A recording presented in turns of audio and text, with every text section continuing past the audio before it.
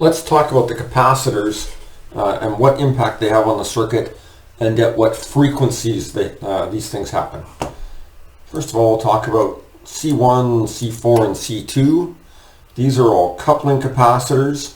Their job is to join the AC signal from one stage or from the generator to pass that into the first stage, and then in the output of the second stage here, when this capacitor shorts out, the signal from the first stage will get passed to the second stage, and then the C2, when it shorts out, it'll pass the output from stage 2 to the load. So all three of these capacitors, as frequency increases, they will short out and the signal will get bigger. So these are high pass filters, and they couple the signal from input to output. The other thing that they do that's very helpful is that they block the DC component between stages. We know from our calculation that this point sits at about 12 volts and this point sits at about 3 or 4 volts on the base of the second stage.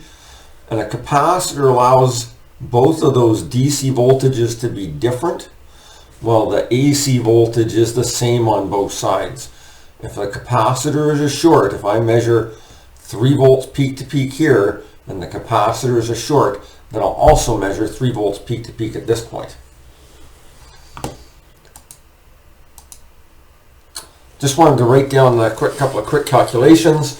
So C1, C4, and C2. C1, C4, and C2 are all coupling capacitors, and when they short out, they cause the signal to increase as the frequency increases. So I've written down the general response for each of these capacitors. They're high pass filters, and I've also written down the cutoff frequency that we calculated before we did the lab. So this one was cut off about 120 Hertz, 28 Hertz, 114, and 53 Hertz. And those are all in about the same ballpark, so they'll all short out at about the same time. Now these two capacitors, C3 and C5, what they do is that they allow us to play with the gain value without messing up the DC value. If you remember from our AC calculations, the gain is approximately the collector resistor divided by the emitter resistor. If this capacitor shorts out RE12 here, then the gain of this circuit becomes 1.5K divided by 240, which is about minus 6.1. And that would be for both stages. But when below the cutoff frequency, at lower frequency, when this guy is open, then the gain will be 1.5K over 480 ohms, which is down to about 3.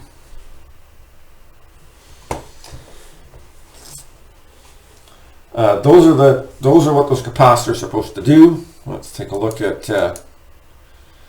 So I've written down that C3, it has a cutoff frequency of about 1300 Hertz, and it's also a high pass. When it shorts out, it'll increase gain, so it allows the high frequencies to pass.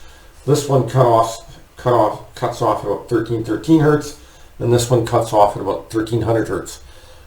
And those are quite a bit higher than the cutoff frequency of these guys, and we've selected those on purpose in order to demonstrate the effects of the capacitors.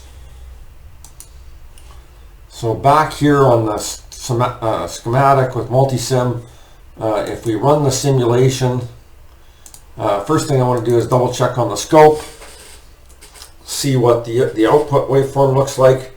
And looking at this output waveform, I can see that the output is clipping. It's flat on the top and bottom, and that's because the signal that I'm putting in.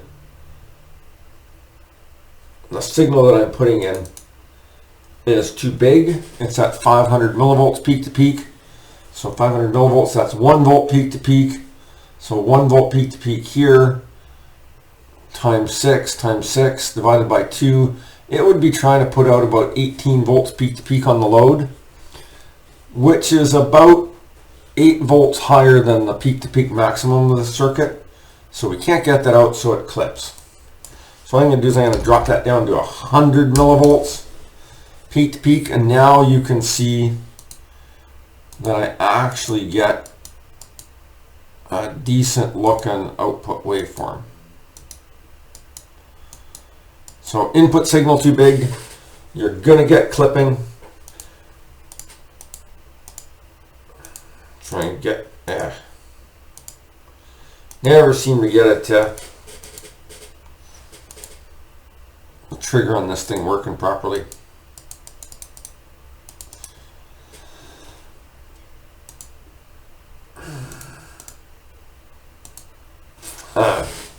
So here we have it. Here's the sine wave. It's in phase. We've got negative gain here, negative gain here. So it should be back in phase after two out of phase stages, which it is. And we could go along here with the scope and we could measure the values at different points and figure out what the gain is. But there's a tool, there's this tool here, which is the Bode plot analyzer.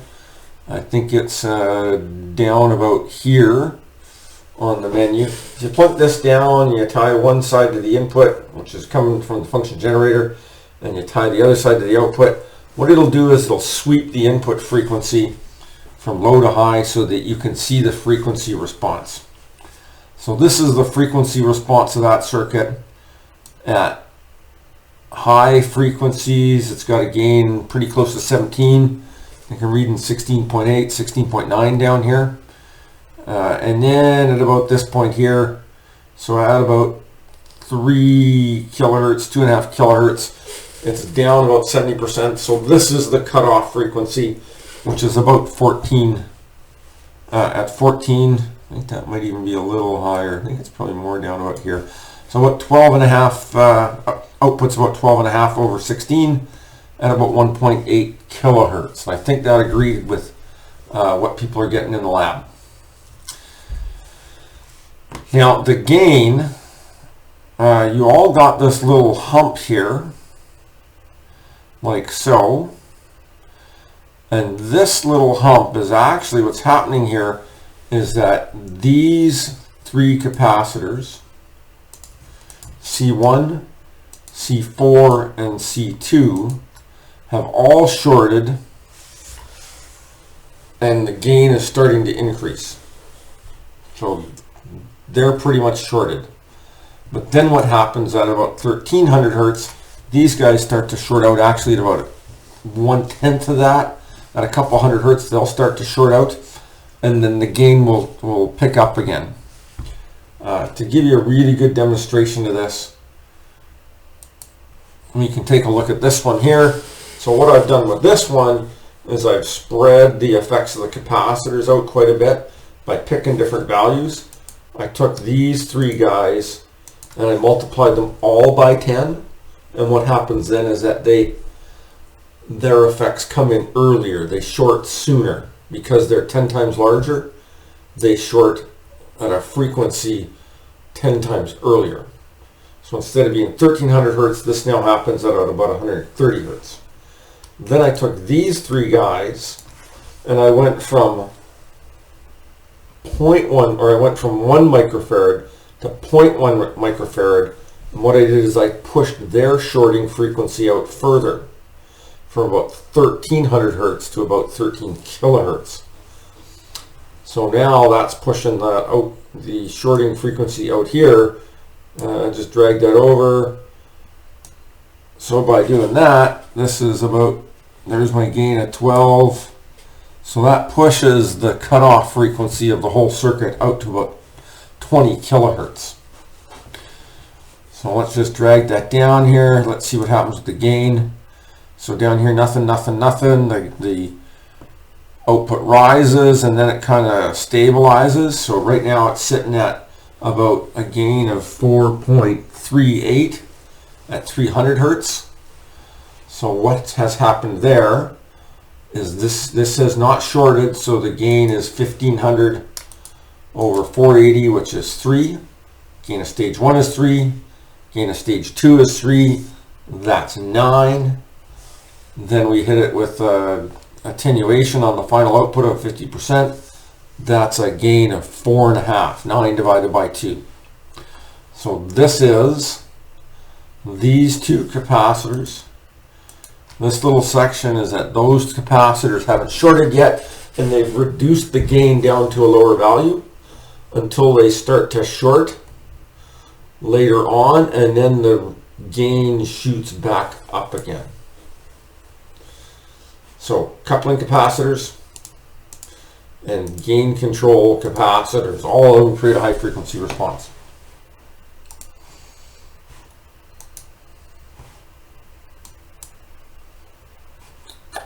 Okay, so this one, the purpose of this one, I wanted to show you that what this capacitor does, what these two capacitors do, is that they enable you to play with the gain without messing up the calculations for the DC bias point. In the previous one, we had 240 and 240. That's 480 ohms between the emitter and ground. And you would calculate your DC bias point using 480. On this one over here, I have 120 and 360 ohms. And again, that adds up to about 480 ohms. So the gain would be 1500 over 480 at low frequencies. So the DC bias point of both of these circuits is exactly the same. However, the gain of this one, when C5 shorts, the gain of this one is -6 like it was before, 1500 divided by 240, but the gain of this one would be 1500 divided by 120, which would give it a gain about twice as high, so about -12.5. So this doubles the gain because I've cut the resistor in half. And when I simulate this one, we can see that the gain jumped off the charts. So I'll come over here, drop this to 40, bring it back down. Now I can see the top of it. So I drag this bar over. And so now in the best gain section, which is about 63 kilohertz, I'm seeing a gain of 33.2. And that is pretty much twice as much as we had on the very first stage, which was a gain of 16.8. 16.8 times 2 is 33.6. And there it is, 33.2. So very close to double the gain.